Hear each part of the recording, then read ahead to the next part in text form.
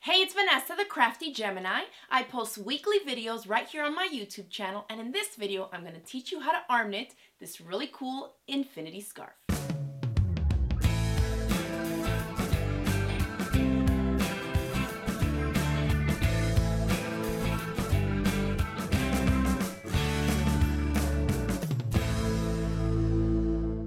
Okay, so for this arm knit cowl tutorial, I'm going to show you a few different samples because it's really easy to customize the pattern that you're using to make it wider, chunkier, bulkier, longer, shorter, whatever you want to do. So this is probably the chunkiest one that I have, and for this one I cast on 12, and I'll show you the length of it before I put it together so you can see. All right? You basically make one long strip, then you fold it together, like bring the ends together, and you whip stitch it close to make your whole circle, right? Your little cowl or infinity scarf, whatever you want to call it. Now this is probably the chunkiest one that I have. You can see it looks kind of narrow, but if you open it up, you can see where I cast on, where my stitches, you know, they're 12 going across, all right? So it's really airy, really light, and so it still keeps this nice drape to it, even if you make a chunky one like this one. Now the one that we're going to be making in this tutorial is going to whip up quicker. It's not going to be quite as bulky as that, but it's real simple to make it that way. Once you get the basics down, you'll be able to crank them out in all kinds of sizes and lengths, all right? So this is a little bit longer than the one that we'll be making today, you can see, but it's just about as narrow as the one that we'll be making, okay? So you can see how this one fits when it's doubled up. I have a little bit more room here. It's not quite as tight to my face, all right? And then the one that we'll be making today is going to be similar to that, just a little bit shorter. That way it'll whip up quicker. I still haven't woven in the ends on this one, so just pretend you don't see those tails. We'll weave them in later. But you can see it's long enough so that you can just wear it like that as a scarf, or I mean a longer cowl, I should say. And then if you double it up, you still have enough to do that, and it'll just fit you a little bit more snug around your neck. So you can see that cowl like that. So this is the one that we're going to be making today. After you crank out one, the second one shouldn't take you any more than maybe 30 or 40 minutes. And I think I can make this one probably in about 15 or 20. So they whip up really quick. Obviously, the longer you make it, the wider and the chunkier you make it, those are going to take you a little while longer. But otherwise, real simple to make. So let's go over the yarn that we need to create this cowl and the pattern that I'll be following as well. For the yarn, go ahead and grab 2 skeins of Woolies Thick and Quick. It's by Lion Brand Yarns. It's a number 6 super bulky yarn. It's mostly acrylic, so it's machine washable and dryable. We're going to need 2 skeins of this, so here we go. These are the ones I'm going to use for this tutorial. And then for the pattern that we'll be using, this is actually a free pattern that you can download from Lion Brand's website. I'll include a link in the description box below where you can click to download it. Remember that you'll have to create a free account with them first before you can actually print it out. Once you do that, you can have a copy like I do here. It's called the Quick Arm Knit Cowl. So for this pattern, it calls for casting on 6 stitches. So I just want to show you an example of about how narrow that will be. This one I think I did with 7. So it's going to be pretty similar to this. We're going to keep it nice and short. The pattern is going to tell you to keep knitting, knitting, knitting until there's maybe like 3 feet left of the 2 skeins, and to me that is just way too long. So I'm just going to show you all how to make one like this so it won't take you that long, and it's long enough to wear by itself, or it's still, I mean, there's enough length that you can double up and use it as this type of a cowl. All right, so this is what we'll be working on. Let's get started with our yarn. Now normally, if you've watched my crochet videos, I usually will tell you to start with the yarn from the inside.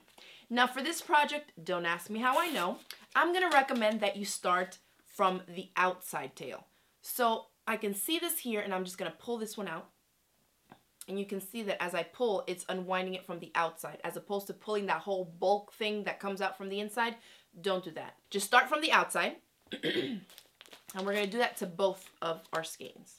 So this one right here. And now let's get started. All right, so we have our 2 skeins, our 2 ends, unwinding them from the outside, right?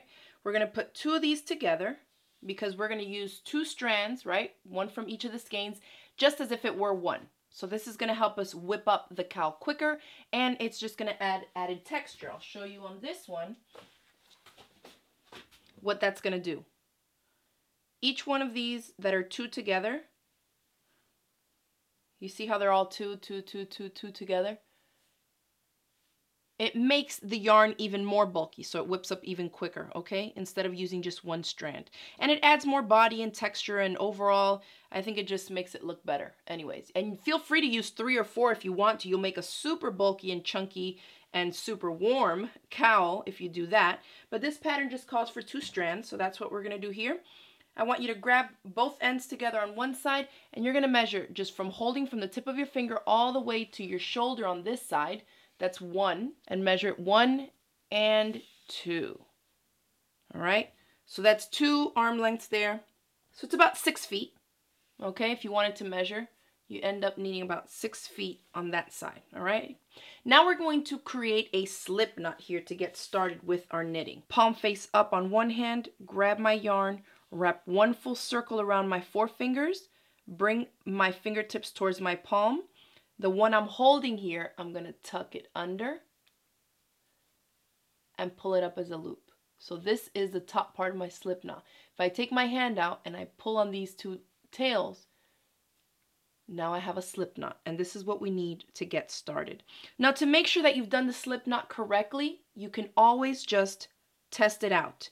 If I pull on both ends, it should just pop right back out. There's no knots created or anything like that. So that's how you know you've done it correctly. Again,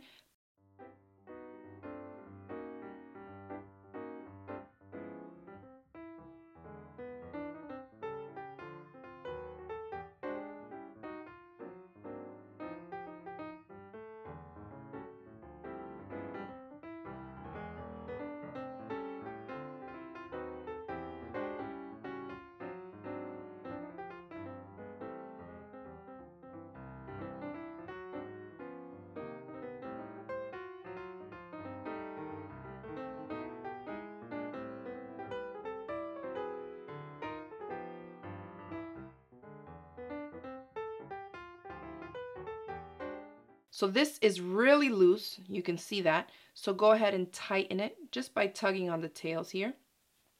You don't want it super tight where it's cutting off your circulation like this, because then you're not even going to be able to take it off of your hand to do your stitches, all right? So I like to leave it just a little bit loose. This is our tail. We're not working with that right now, but this other side that's connected to the balls of yarn, this is what's coming off of the skeins as we are knitting, all right? So we have them separated. This is going to those balls of yarn, and this is just off to the side. So what I'm going to do here is start casting on, and the pattern tells us to cast on 6 stitches. So our slip knot is 1, it counts as 1. Now we're going to come in here, 2 fingers, all right? You see how I'm holding this? This is like an upside down V, right? I'm going to come in through here, not here. Look at how I'm coming at it from the front side. My last 3 fingers are holding the yarn, and I'm going to open my fingers. And notice I'm pulling back like this, kind of like a slingshot. And then we have a loop basically going around our thumb here. And then I have another one going around my pointer finger. You see there's yarn coming around the other side as well. So there's 2 things you need to do here. One is under, over, and the other one is over, under. So here we go. I'm going to go under the yarn that's closest to me. Of all the different yarns that I have here on my left hand, the yarn that's closest to me is going to be this one here. So I'm going to go under that, all right? And now I have to go over and under another one. If we're looking at the pointer, I have yarn on the left side of it and yarn on the right side. This one is closer to me. So I'm going to go over, come through it. And that is your first real cast on stitch. So we have now 1, 2. Okay, remember, since we're working with 2 strands of yarn, each double strand counts as 1. Go back again. Come with your thumb and your pointer in here. Grab the yarn, open your fingers, and pull this back like a slingshot. Under this one, over and under this one. And then when you pull, you get something like that. Now let me show you a part here that when I first started used to get me confused because nobody ever said that this is what you're doing. So you're going under and here. But notice, you see this one that's over the palm of my hand? When I come under, I need to go through this thing like that. And that's how you create the correct cast on stitches. So now we have 1, which was our slip knot, 2, 3, and 4. We need to do 2 more. So again, upside down V, come from the front side, grab the yarn with my last 3 fingers, open, pull, bring back like a slingshot, under the first one, over the other one, and through. And then pull your stitches. So I have 1, 2, 3, 4, 5 stitches. I need 1 more. Come in through here, pull back like a slingshot, going just under this one. Notice that one on that side of the thumb stays there. So just under this one, and then over and under. Look at the shape of my hand. It's coming through and out.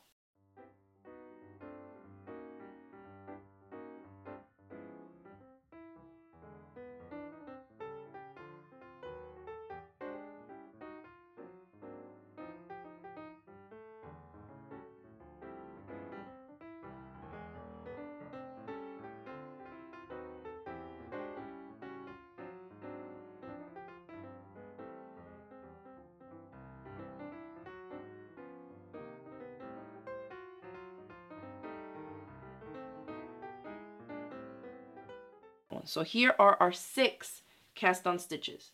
That was really the hardest part. Once you get that down, you're off and running. So here we go. Next thing we need to do.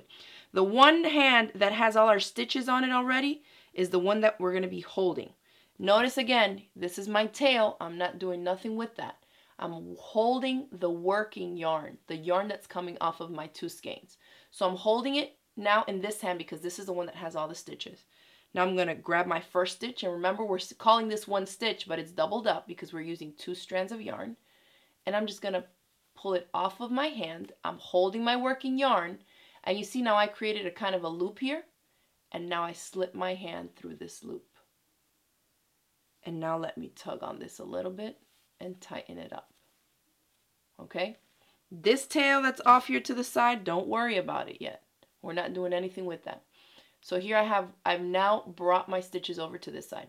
Here's 1. Again, I'm holding the working yarn. Look where it's coming from, my skeins of yarn. I'm holding the working yarn on the side that has all the stitches. I take the next stitch off, and I created a loop because I was holding on to it. And then you bring that over to your hand and make it a little bit snug. Okay, holding the yarn again in this hand that has all my stitches. Take the next stitch off.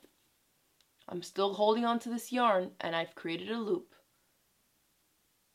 And bring it over to that side and pull my yarn tail. This is always the working yarn tail. Hold it again in this hand. Pull that stitch off and come in through here.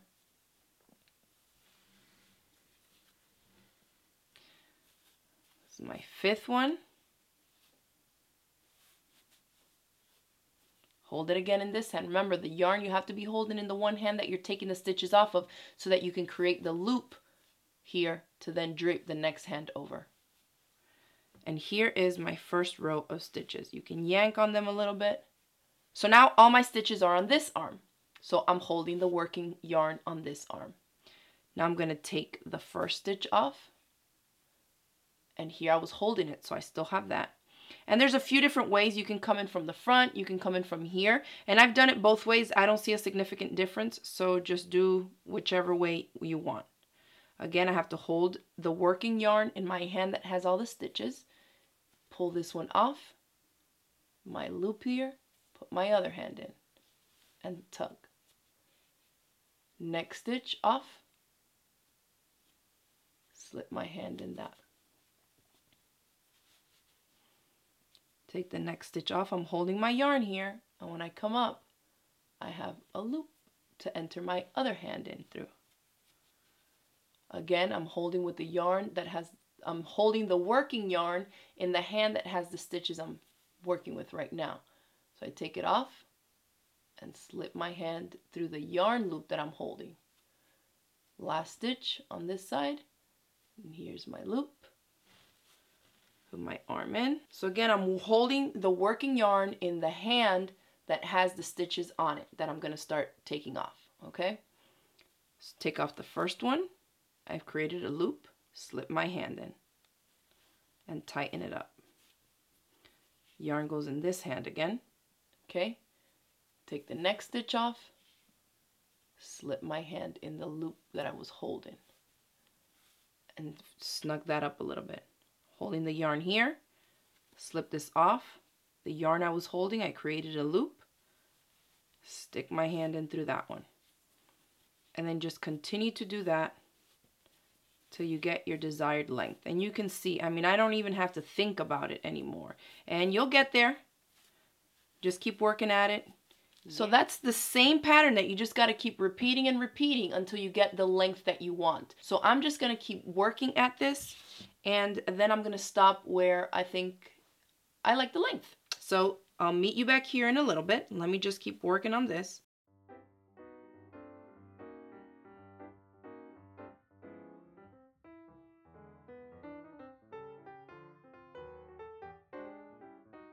So this is what I have, and you can kind of eyeball it. If I grab it here, since I still have stuff on my wrist, if I grab it here and twist it around, that's how it's going to look around my neck. It's kind of snug, so that's pretty good. Maybe I'll do one more row. And then whenever you determine you have exactly the length, you know, whatever the length is that you want, you feel like, okay, that's enough stitches, and that you can stop at that point, then what you want to do is bind off. And to bind off is basically to finish off the stitches that you have on your arm, because as you can see, they're all open. It's like open stitches, okay? If I just took this off of my hand, it would not be closed off to have a finished project there. So we need to bind off. And to do that, you stop like whenever you get to whatever length you want on one of your hands. Remember, this one has nothing and this one is here. So now we start like if we were going to do another row of stitching, but we're only going to do 2 stitches here. So here I go again. I'm holding it, working yarn, holding it in the hand that has all the stitches. I'm going to take one off, created this loop. I'm slipping my hand in, just like we were going to do another row of stitching. So that's 1. Now I'm going to repeat that again. And 2. Here I have my 2. Now what you want to do is not this one, but this one. Pull it off over your hand and let it go. It feels crazy and it looks crazy, but you're doing it right. So you should only have 1 stitch now on this hand. Then we go back here and do another regular stitch. So I have my working yarn in the hand that has the stitches. Take 1 stitch off. I'm holding my yarn still, so I've created the loop. Go through and do it. Tighten it up. And then remove that first one that was on here. Take it off and let it go. All right? Again, you should have 1 here left after you do that. Come back here, take a stitch off, created the loop from the yarn I was holding, put my hand in, tighten my stitches, and take this one off over that new stitch and let it go. Tighten it up a little bit, not too tight. Again, next stitch here, created that loop, slip my hand in, and take off the stitch that was there before I just did that one. One over, the one that's further back from that one, and let it go. And the last one here, create my loop, stick my hand in, take that 1 stitch over it, and let it go. Now what you end up with is this tail of working yarn and 1 loop left on your hand. So now we leave this as a loop. Don't pull it tight yet. And I'm going to come here and cut kind of a long tail, maybe 2 feet or so I can weave that in. And now the loop that we had, remember this was the last one that was on my hand, I take it off, and now we're going to fasten it off. So I'm just going to pull that tail in through there, and pull this nice and snug, and that's going to secure it. Okay, so now your project is secure. So we're going to take our two ends. All right, so here are our ends. This needs to be sewn to this.